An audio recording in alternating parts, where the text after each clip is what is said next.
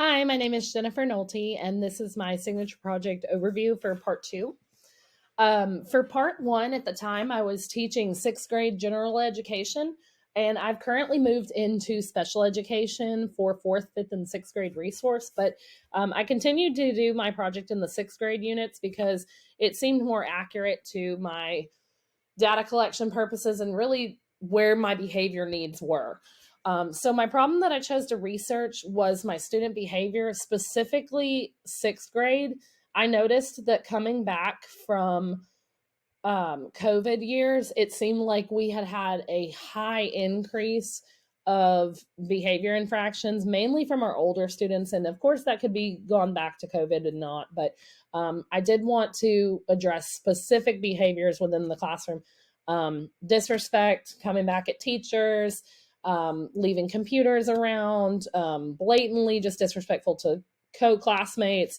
And that's where I really saw the majority of my work was in sixth grade behavior.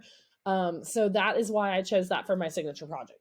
My goal was to provide behavior based incentives and utilize PBIS and positive behavior in sixth grade to decrease the overall motivation, the overall discipline referrals, and increase motivation within the sixth grade students, utilizing extrinsic motivation in an effort to get to that intrinsic motivation.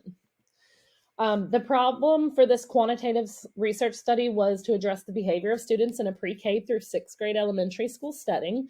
It was that if I applied PBIS and extrinsic motivation tools to my sixth grade student behaviors, that overall we would see a decrease in behaviors across the school, but specifically my classroom. It was my goal to implement various motivation strategies and keep these infractions in a smaller number. We hope to implement that school wide. And of course, we do implement PBIS and using these tools, but we wanted to see how it specifically affected sixth graders. Figure one here shows the pre-existing way of measuring discipline data within the sixth grade classroom.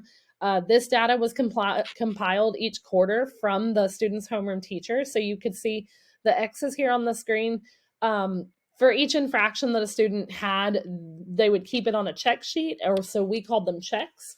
And up to 5 on the sheet was still acceptable to write home in the documentation folders of the students. But after 5 checks, usually it was a parent referral. It could be an office referral, depending on what was going on. Parent contact definitely made if they've had a U for the day.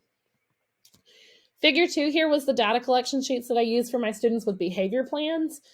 These students were able to receive motivation tools and daily meetings to keep their behavior in line while they still participated in the conduct sheet from the classroom. This collection sheet is a more student-centered and driven sheet. So this is actually what I use daily for my students with BIPs, because they need a check-in system where they can monitor their goal every day. And sometimes their goal could just be to make it through math. So we utilized this sheet for the top 5 students that I noticed we had behavior issues consistently in the sixth grade class. So those are the students that you'll see in the next couple slides where we had a data collection issue on them. But we just monitor the students daily through each class, and we set a target goal of about 80% for each day to be successful.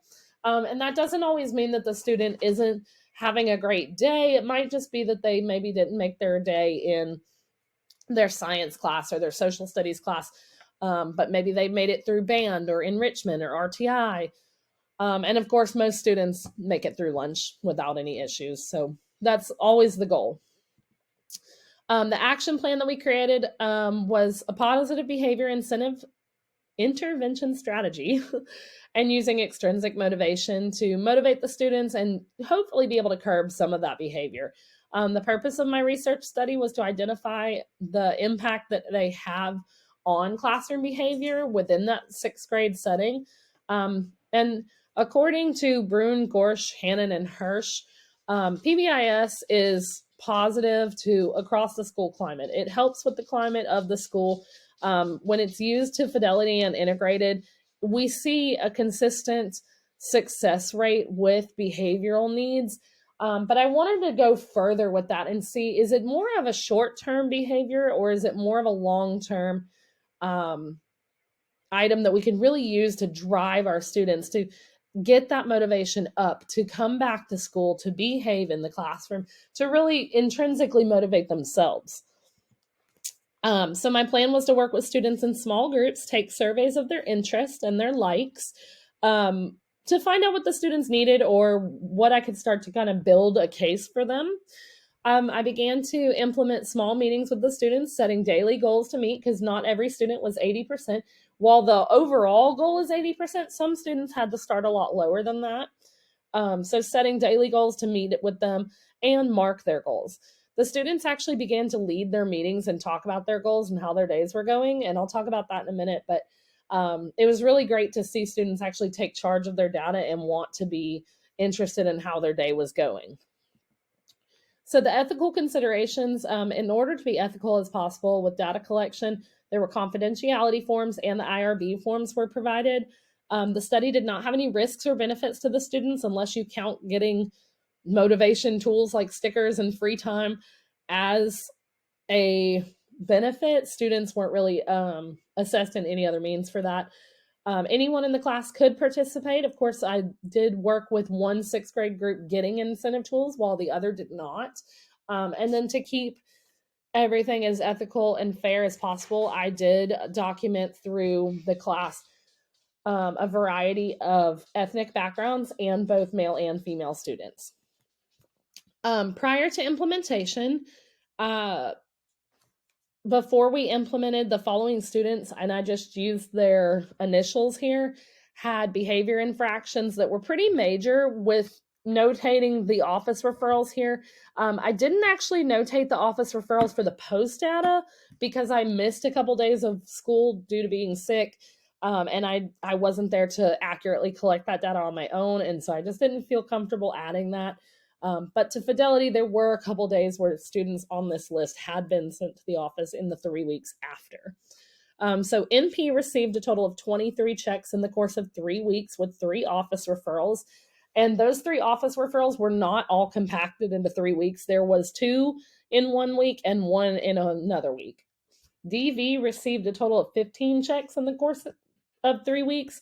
AG received a total of 10 checks in the course of 3 weeks.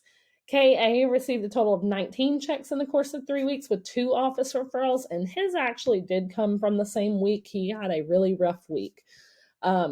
Student 5 was DO, and she received a total of 20 checks in the course of 3 weeks, 2 office referrals, and an after-school detention. She consistently mouths back to teachers, has disrespect issues, has peer issues, so she was definitely one of our frequent flyers. The students are listed out of order based on the class seating chart.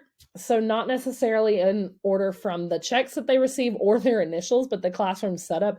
And we have to sporadically move them so they are not categorized in greatest to least or least to greatest. Prior to implementation, the students had significant behavior infractions, which you can see here. I just kind of charted out each kid's infraction level based on the pre-incentive. So for 3 weeks, this was the total number that they had before implementing the ICE stickers, extra time, extra meetings, etc. This chart is after we implemented utilizing PBIS and implementing motivation tools. So the dark blue is our pre-incentive week. So that was that total amount based on the 3 weeks prior. So although it's 1 bar here, this is actually 3 weeks worth of data on that dark blue line. So the light green line is week 1. You'll notice that we see a pretty good sharp drop from the pre-weeks before. In utilizing the motivation, the tools, students really kind of took to that. They were like, oh, this sounds great. This is exciting. So we really saw that whole week a behavior infractions drop off pretty good. Now, I won't say that this whole week, 15 infractions over the course of 5 days is still quite a few infractions, but for a student who had almost 15 every single week, to see 15 in 1 week dropping off, making the effort was a really positive thing for him. Week 2, we saw an increase for some students. it seemed like we were trying to identify what tools, I say we as the teachers, we were trying to identify what tools work for what students. So I think that that was more on us rather than the data being skewed one way or the other. I think that was us trying to identify what worked better for students. And then by week 3, this was the final week, so we collected data for 3 more weeks. And you'll notice that as, yes, it starts to slowly creep back up, you'll still notice that there are some students that stayed pretty low. There were some weeks that they were more than others. Like DO, she consistently was lower than her previous week's data, but she also seemed to care less about the motivation. It wasn't something that was working for her, and you can see that in her data collected here. So for 2 of the students, it seemed they became less interested and really needed something new to motivate them. Overall, most of the students in the class saw favorable decrease in their infractions when utilizing PBIS and extrinsic motivation tools. Students enjoyed getting to choose their levelized rewards and create a system. So to speak to that, basically what I noticed was students started to want in. They wanted that buy-in. They wanted to be in control of their motivation tools, and they wanted to tell us what level they should get to in order to get what they wanted. So for example, one of my students, AG, asked if they could sit at the table in the lunchroom with 2 friends. I said, okay, well, how many checks do you think is a successful day that you should get to do that? And he was like, well, what if we do that over based on weeks versus days? So he decided that in the course of a week, if he had a total number of checks under a certain amount, that he should get to on Friday, sit with a friend in the cafeteria at a different table and have like a little group. And so it was really interesting to see that motivation tool as start for my data collection began with me wanting to see what I could do for them to them wanting to see what they could get from me, which is not unheard of, but it definitely was good to see them want to take their own check sheets and want to really take ownership of that data. They started to truly look into it and go, oh, I'm going to make my day. I've got to make my day. I saw that there was new stickers. I've got to make my day. And that was successful for me. By the end of the documentation period, which was those other 3 weeks, this is the average that they received. So NP actually went down and averaged to 18 checks. DV received a total of 11 checks averaged. AG down to 7, was really rocking it. KA was 17 and DO was 17. So although they weren't significant decreases like I was hoping, they did decrease, just not as much as I had hoped as the teacher. For my final reflections, I feel like I've reflected through the whole video, but I really did hope to see my values decrease more than they did. I was surprised to see the first week be such an increase or a decrease in the values that they had. So they were very excited at first. I think the newness of it and the exciting getting pulled over to the side and being told that they get treats and prizes if they do well really held on strong for a week. But as the weeks go on and as we get into the school year, students start to become less enamored with pleasing their teacher and less worried about what their consequences are. And as you saw, the increase in office referrals also continues over. I did expect more of a targeted drop to continue, but I did see a steady increase in 2 students over the course of the data collection. So those other 2 students, they started to creep back up. So if I had continued this for 2 more weeks, I definitely would see an increase in infractions past what they probably had. Those motivation tools were not working for them. So more students also wanted to participate in the student behavior tracking. I noticed that the other classes really wanted to come in and check out the sticker sheets. They wanted to see what stickers were on the wall. They wanted the cups of ice. They really wanted to be a part of it. And they also wanted those sheets. When you give a student a clipboard and the ability to carry around something that makes them look important and they're taking notes on their day and how they're doing, it really, really did drive many of the other students to want to do that. And I don't know if it's because they wanted the extrinsic motivation or the feeling of an accomplishment. So my hope is that it's the accomplishment, but of course, the data tells me it's probably the extrinsic motivation. So my final reflection would be, while it does work, it is typically used for a short-term fix. It doesn't necessarily last for everybody, and it definitely does not always affect everybody the same way. So, final reflections, I think I learned a lot from this project, and I definitely think that I'm glad that I chose behavior because it's not something that's going away. So, I will continue to use PBIS. I will continue to use extrinsic motivation. I just have to up the ante a little